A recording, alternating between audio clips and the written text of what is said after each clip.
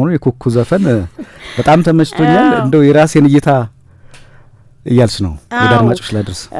ባለፈው ጋዜጣዊ መግለጫውም ላይ ነበር ካደለ ኩኩ መግለጫ ስትሰጥ እንኳን ስትዘፍኝ ስታንኮራፊ ብሰማ እንኳን ደስ ይለኛል ብያት ነበርና ምንድነው ያደረገችው? ከመቀመጫዋ ብድግ ብላ እጇን አጣምራ ደረቷ ላይ በጣም አመሰገነችኝ አይደል? በጣም ነው የምወዳት ኩኩ። እንግዲህ ብዙ ዘመን እነዚህ የሙዚቃ የበፊቱንም የመካከለኛውንም ያሁኑንም ዘመን የምታገናኝ ድልድይ የሆነች እንቁ ስራዋን ደረጃዋን ጠብቃ የኖረች ድንቅ ድምጻዊት ነችና አሁን ደግሞ ደጃዝማች ብላ የመጨረሻውና 8ኛውን አልበሟን ለቃለች። ከዛ ውስጥ እንግዲህ ገና አርብ ዕለት ነው የተለቀቀው ሚያዝያ 24 አይደለም? አርብ ከተለቀቀ በኋላ ሙዚቃዋን እኔ ስለምወድ እየሰማሁ ነበር። እኔ እውነት ለመናገር ያን ያህል ሙዚቃ አድማጭ የምባል ሆኜ አይደለም፣ ግን መርጬ አደምጣለሁ ማደምጣቸውንና ሳለኝ የሚለውን ግጥሙ በቴዲ አፍሮ ዜማውም ግጥሙም የተሰራውን የኩኩ ሰብስቤን አንዱን ዘፈን ለመስማት ሞክሬ ነበርና ክራር ዘመን ውበትና ኩኩ እንዲሁም ቴዲ አፍሮ አንድ ላይ ሆነው የሆነ ተአምር የፈጠሩ መሰለኝ ለጆሮዬ እና አንድ መጣጥፍ አዘጋጀሁ ቁጭ ብዬና እያደመጥኩት ነበረ። እናንተዬ እንዴት ናችሁ? አረ ክራር፣ አረ ድምጽ፣ አረ ግጥም፣ አረ ውበት ተሰናሰሉ እኮ። እኔማ ቲጂ ካሳ ወስዳ ሲሳይ በገና የባህል ሙዚቃ ትምህርት ቤት ያስጀመረችኝን የክራር ትምህርት ልቀጥለው ነው። ደግሞ ባለፈው ጊዜ ከድምጻዊ ያስቻለው ፈጠነ ጋር ቃለ ምልልስ ስናደርግ ባህላዊ የሙዚቃ መሳሪያ ብቻውን ባንድ መሆን ይችላል፣ እሱን እያቋቋምኩ ነው። እኔ 6 አይነት ክራር አለኝ ሲለኝ ያለ ድራም፣ ያለ ሳክስፎን፣ ያለ ኦርጋን እንዴት ብሎ እያልኩ ልቡን ያወለኩት ነገርስ እኔ ብሎ ሙዚቃ አዋቂ አስቸዋ አረ የኩኩ ሰብስቤ ሳለኝ ዘፈን ላይ ያለችው ልብ ስልብ የምታደርግ ክራር ከ6ቱ ክራሮችህ የትኛው አይነት ትሆን? መልስልኝማ በሞቴ። ሳለኝ የሚለው የኩኩ ሰብስቤ የዘፈን ግጥምና ዜማ በቴዲ አፍሮ የተሰራ ነው።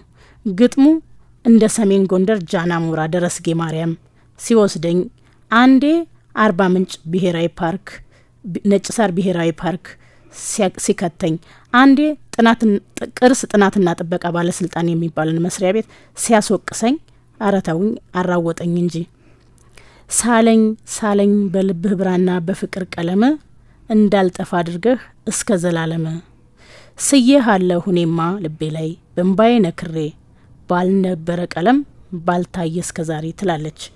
በዚህ መሀል የክራሩ ድርድር ከኩኩ ድምጽ ጋር ሲዋሃድ አርባ ምንጭ ነጭ ሳር ብሔራዊ ፓርክ ውስጥ ያለው ጥርት ያለ ኩልል ያለ እየተንሿሿ ቀስ ብሎ የሚወርደውን ከ40ዎቹ ምንጮች አንዱን በዛ ማአት ጫፍ ባለው ቅጠል እየደቀነን የምንጠጣውን ውሃው ጥርት ከማለቱ የተነሳ ስርኩል የሚመስለውን ይመስለኛል ድምጿ። ከዛ ስለ ቀለም ስትቀኝ ደግሞ ድሮ ፊደል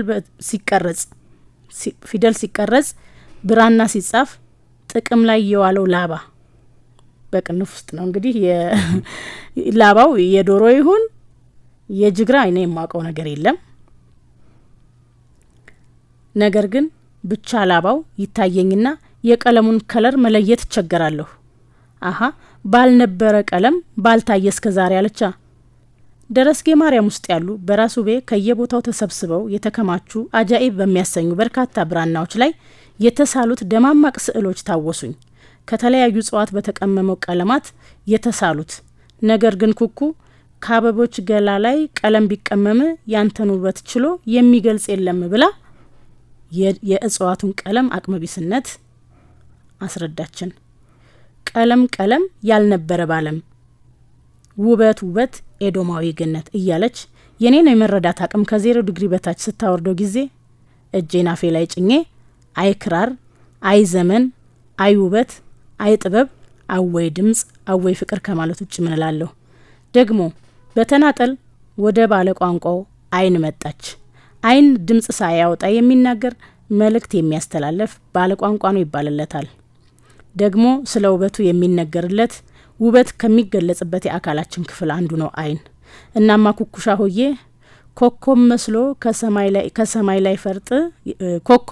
የሰማይ ላይ ፈርጥ ክዋረገኝ አይኑ ሲገለጥ ይነዳል ወይ አይንም እንደ እሳት እያይኸኝ ነፍሴን አትለኩሳት እንደ ሰው አይቀልም አንተን ወዶ መርሳት በማለት አቅመቢስ ያደረጋትን የአይኑን ውበት ትገልጻለች።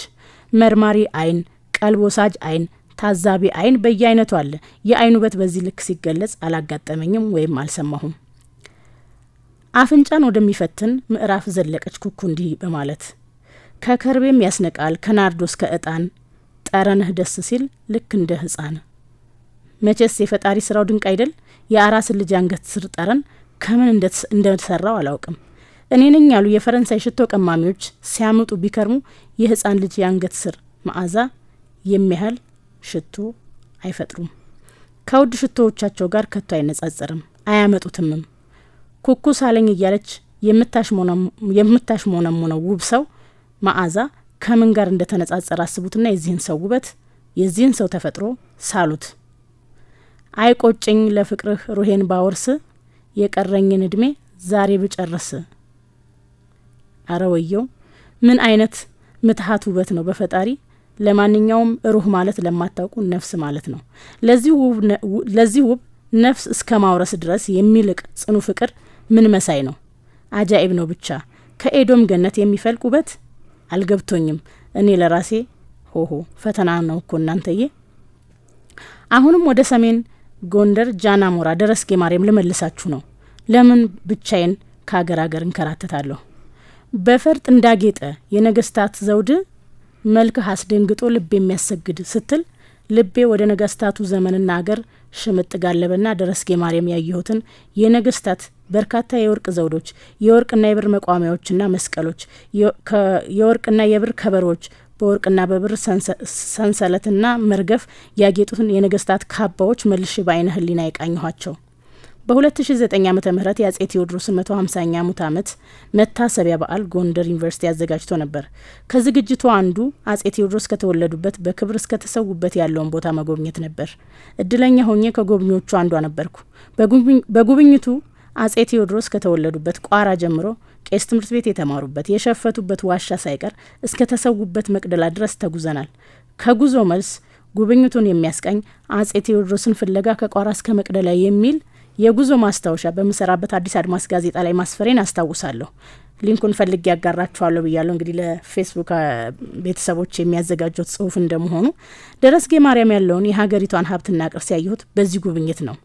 ቅርስ ጥናትና ጥበቃ ባለስልጣንን ምን አስወቀሰሽ አልትሉም? ራሱ ቤት ከላይ የገለጽኩላችሁን ቅርሶችና ሌሎችንም በርካታ ሀብቶች ከበርካታ ብራናዎች ጋር በደረስጌ ማርያም ቤተ ክርስቲያን ውስጥ አጠራቅመዋል። ሊነግሱ ነበራ። ከግብጽ ወጣት ጳጳስ ሁሉ አስመጥተዋል ንግስና የሚቀባቸው። በዚህ መሀል አጼ ቴዎድሮስ ድንገት ጦርነት ከፍተው ራሱቤን ማርከው አስረው ራሱቤ ለራሳቸው ባስመጧቸው የግብጽ ጳጳስ ንጉሰ ነገስት ተብለው ተቀብተው የራሱቤን ልጅ ጥሩዬን ወይም ጥሩ ወርቅን አግብተው በስማቸው ማህተም አስቀርጸው ብራናዎቹ ላይ ማህተም መጥተው እነዚህን ቅርሶች አደራ ጠብቃችሁ ያዙ ብለው ወደ ጎንደር መመለሳቸውን ታሪክ ያስረዳል። ከዛን ጊዜ ጀምሮ የደረስጌ ማርያም አካባቢ ሰው በደሳሳ ጎጆ ውስጥ ያንን ሁሉ የወርቅ ዘውድ፣ የወርቅ ከበሮ፣ የብራና የወርቅ የቁም መስቀል ምኑን ልንገራችሁ እጅግ በርካታ ሀብት እንቅልፍ እያጣ ሲጠብቅ ኖሮ እስካሁን ዘልቋል። አንድ ፈረንጅ በጉብኝቱ ያንን ሁሉ የወርቅና የብር መስቀል ሲመለከት ራሱ በቤተ ክርስቲያኗን ሊያገቧት ነበር እንዴ እንደ ጮኛ በወርቅ ያንቆጠቆጧት ሲል መጠየቁን አስጎብኛችን ነግረውን ነበር። የሚገርማችሁ ነገስታቱ የሚለብሱት በወርቅና በብር ወርቀ ዘቦ መርገፍ የተንቆጠቆጡት ካባዎች በተራ የስፌት አገልግል ውስጥ ነው እንደ አልባሌ ነገር የተቀመጡት። እናስ ባለስልጣኑ የቴዎድሮስ ቆንዳ ላይ ይመለስልኝ፣ ለነገሩ ተመልሷል። እንግሊዝ የወሰደችው ጀርመን የሰረቀችው ብራና ሌላም ቅርስ ይመለስልኝ እያለ የሚያባክነውን ጉልበትና ጊዜ ደረስጌ ማርያም ያለውን ያንን ሁሉ የወርቅና ብር ቅርስ ሙዚየም ሰርቶ በወጉ ሰድሮ አስተማማኝ ጥበቃ አድርጎ ቅርሶቹን ከጉዳት የአካባቢውን ሰው ከስቃይ አይገላግለው? እስከ ዛሬ አገር ሰላም በሆነ ጊዜ ከጎብኚዎች በተለይም ሰሜን ተራሮች ብሔራዊ ፓርክን ለመጎብኘት ይጎርፍ ከነበረው የፈረንጅ መዓት ልናገኝ የሚገባንን ጥቅም አላገኘንም። ምክንያቱም የአካባቢው ሰው የአካባቢው ሕዝብ ጠብቁ እንጂ አሳዩ አልተባልንም ይሰረቅብናል በሚል ይከለክል ነበር። ግንዛቤው መፈጠር ሲጀምር የሰላም መደፍረስ ተከተለ። ግድ የለም ሀገር ሰላም ይሆናል፣ ሁሉም ነገር እንደነበር አይቀጥልምና ያ ቅርስ ከፍተኛ ትኩረት ያሻዋል። በጉብኝታችን ወቅት የባህልና ቱሪዝም ሚኒስትር ለነበሩት ሂሩት ወልደ ማርያም ፕሮፌሰር ሂሩት ወልደ ማርያም ይህንኑ ጥያቄ አንስቼ ነበር። እዛ ቦታ ላይ ድንቅ ከሚሉኝ ቅርሶች መካከል ከደረስጌ ማርያም ሲደወል ደባርቅ ድረስ የሚሰማው የድንጋይ ደወል ነው። በደባርቅና በጃናሞራ መሀል ያለውን ርቀት ብታዩ በድንጋዩ ደወል ድምጽ ይበልጥ ትደነቁ ነበር። በእጣን ጭስ የሚሰራውም የአጼ ቴዎድሮስ ማህተም ሌላው ድንቅ የሚለኝ ነገር ነው። ቅርስን የጃናሞራ ሰው አብዲ ነጋሽና አቤ ከቤ ካሰላ በየዘርፉ ይጠብቋት።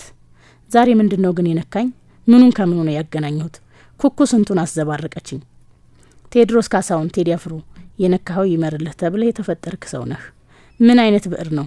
ምን አይነት ማሰላሰል ነው? ምን አይነት ዘመን መዋጀት ነው የተቸረህ ግን? ብዕርህ አይንጠፍ ጠቢቡ። ኩኩዬ ሳለኝን በዚህ በመረዋ ድምጽሽ ስታንጎራጉሪ ምን ተሰምቶሽ ይሆን? ብቻ እንዲሁ ለጆሮአችን ምግብ እንደሆንሽ ኑሪ ውዷ። ድንቅ ጥምረቶች ናችሁ። እንግዲህ ቆንጆ ነገር ነው። እኔም እንደ አዲስ ሰማዋለሁ ሙዚቃውን። ሳለኝ የሚለው ሙዚቃ ከልብ አልሰማሁትም ማለት አንዳንድ ሙዚቃ ማለት የሆነ እይታ እያየው ነው